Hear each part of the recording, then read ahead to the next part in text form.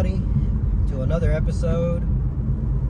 So today it's going to be a little bit different than what you are used to. And basically what it's going to be is me giving back to the community in the sense of knowledge and what to do, what not to do when you are looking to purchase a vehicle. And I'll tell you where this stems from. Since I've put up my hat from selling cars or being in the car business, I've been in it since 2005, and just this year I got out of it. It took care of me very well. I learned a lot of stuff. Got to drive several vehicles that were just phenomenal. Everything from $1 cars all the way up to $500,000 cars. And I had a lot of fun doing it in several locations. North Carolina, Las Vegas. Got to meet a whole lot of people. Some famous people. It was just a great experience overall. But since I put up my hat, I think it's my turn to give back to the community in the sense of just teaching you guys how to maximize your purchasing power, how to make sure that you don't get taken advantage of, which is a very big thing for me. And when it comes down to it, where to go, what to avoid. I'm not sponsoring anybody in any way, shape, or form. I'm not bashing anyone in any way, shape, or form. I'm just simply going to lay it to you guys, plain and simple. And I may have some of my friends in the car business not like what I tell you guys, which I'm okay with. And they should be okay with it too, because at the end of the day, they should want to take advantage of their customers. They shouldn't. They just should take care of everybody, which is the way the manufacturers have really made it. Have started pushing for dealerships to be is more customer oriented based. But I have worked all the way from the bottom to the top. I've pretty much worked in every department in the car business, everywhere from detailing to sales, parts, service, sales, and even up to the point where I ran a store. So the knowledge is there, and well, this is just my way to make sure you guys don't get taken advantage of and maximize everything. So one of the biggest things that you want to make sure that you avoid in your journey to purchase a vehicle is a small dealership car lot that is not a franchise lot. That's one of the biggest things.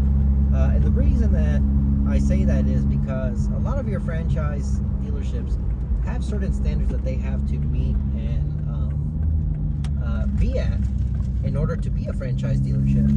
So they're held to a higher standard. The smaller car lots, we call them rock lots. Some other people might know them as something else, but we call them rock lots. It's just a non-franchise dealership. And that's usually the stuff that franchise dealerships, big dealerships, do not want on their lots. Either they have too many issues to get fixed, they have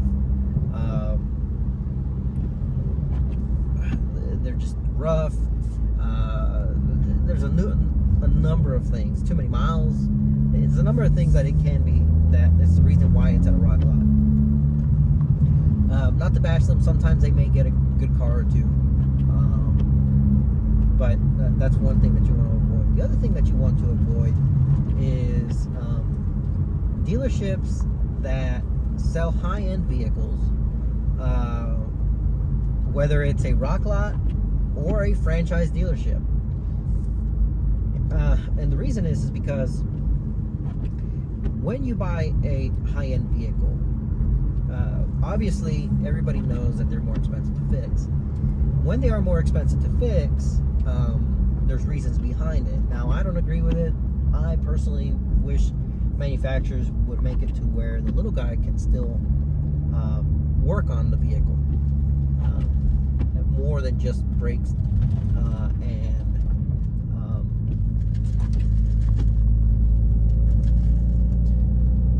more than just brakes, air filter, oil change, that kind of stuff. And the reason is because even at a franchise dealership or a big dealership, they may not have the equipment, the tools, the personnel, the knowledge or training to work on those vehicles. And that creates a big issue, because although they may be able to change the oil, and may be able to change one of the brake pads sets, they may not be able to service the entire vehicle to its fullest extent and to make sure that you have a good vehicle. Even if the vehicle has ultra low miles, even 100 miles is a vehicle that they will more than likely 99% of the time, let's just back it down a little bit, 95% of the time, won't be able to work on that particular model. So let's just say it's a Kia dealership or a Hyundai dealership with a BMW that needs a battery. They can change the battery. It'll work to a certain extent like it should, but the battery may or will not last a very long time, and that's because the computer has to be reset to accommodate a new battery so that the alternator doesn't put out as much as it was putting out before, because it's a brand new fresh battery. And if the dealership doesn't have the equipment or tools to reset that computer, they have to take it to a BMW dealership and get it reset. So even something as simple as a battery change can be a big issue. Another example is dealerships that sell like Porsches, other BMWs, Acuras, Infinitis, and even though they're a franchise dealership, let's just say it's a Mitsubishi dealership. A small car lot like that will not have staff that are trained to work on those particular vehicles will be another issue.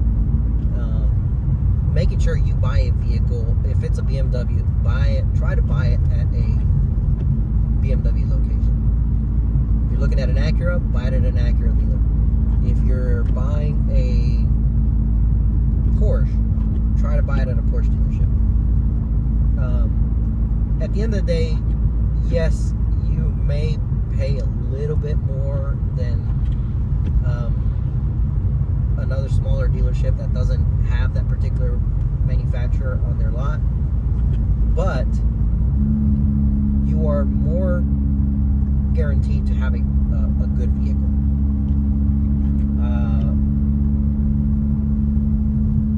It'll be backed with there's pros and cons to it all, but you're going to be backed by a manufacturer warranty more than likely. A certified pre-owned vehicle adds value to the car, unlike a warranty or a service contract, because it's not a warranty, it's a service contract that is sold to you by the dealership with a huge markup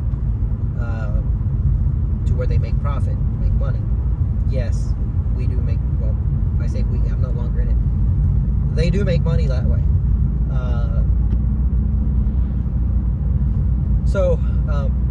And I'll give you an example. When I had a Porsche Cayman, I specifically, since I've been in the car business, I specifically wanted one with the right amount of miles, with the right pricing, with a factory warranty. Because if something happens to that particular car, be it the engine, transmission, electronics, whatever, I know that the manufacturer will, for the most part, as long as I don't tamper with it, take care of it. So that was huge to me. The car was about $1,500 more than anywhere else that I can buy that particular year model with the miles that it had. But theirs weren't certified. The one I was buying was. So to me, that gave me peace of mind, and it was transferable to the new owner. So at the end of the day, it was a win-win. It makes it easier for me to sell whenever I wanted to sell the vehicle. So there's benefits. The con is obviously you're going to pay a little bit more money. Now, if I had bought that same vehicle somewhere else, let's just say a Carvana, Kia, Hyundai, Mitsubishi dealership, Toyota, that particular vehicle would not have a would not be a certified pre-owned vehicle. It would just have a service contract that I have to pay out the wazoo for, and it's not the same experience. And yeah, I could have refunded it, canceled the service contract, got my money back. At the end of the day, it is what it is. Point being is very simple. When you're looking for a car, try to buy it from a dealership that sells that specific brand. And if you happen to find a car that is at a non-manufacturer dealer, make sure you take it to your own service shop, have them look over the vehicle, make sure it's a good purchase, compare the prices, make sure it's the good price, and just go in ready. A lot of dealers right now don't want to negotiate. They say that the price is what it is, or online price is the best price. You get where I'm coming with this. Everybody can negotiate if they want. Very few dealers are actually losing money on the vehicle that they're selling, unless the vehicle's been there for a very, very, very long time. Then you got to question, why has it been on the lot for so long and nobody's been wanting to buy it? That can be an issue too. Red flag. So at the end of the day, just do your homework. If you have an advisor, ask your advisor. At the end of the day, I'm just a guy on YouTube that used to sell cars, that has knowledge about car buying, and, well, just trying to help you guys out. My advice is just do the best you can. If you feel like you're getting a good deal, you probably are. But I will say that the people who, unfortunately, the people who did leave the happiest are the ones that paid the most.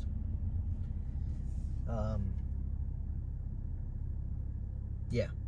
So, and that's not a bad thing. People want to say that profit is a dirty word. It's not a dirty word. At the end of the day, it's a business. You got to make money. Keep the doors open. Get payroll done. And it's just business. When you go to McDonald's and stuff like that, or Walmart, trust me, there's profit there. May not be a lot, but a little here, a little there adds up to a lot. So yeah, that's my take on it. I hope you guys like the video. I know it's a little bit different format. I do have some other things planned out as far as not just modifications to the car, but other car shows. I'm also going to be going to one of my favorite places, which is the Tail of the Dragon. I'll be taking this car, the Supra, down there and having, feeling it out, seeing how it does.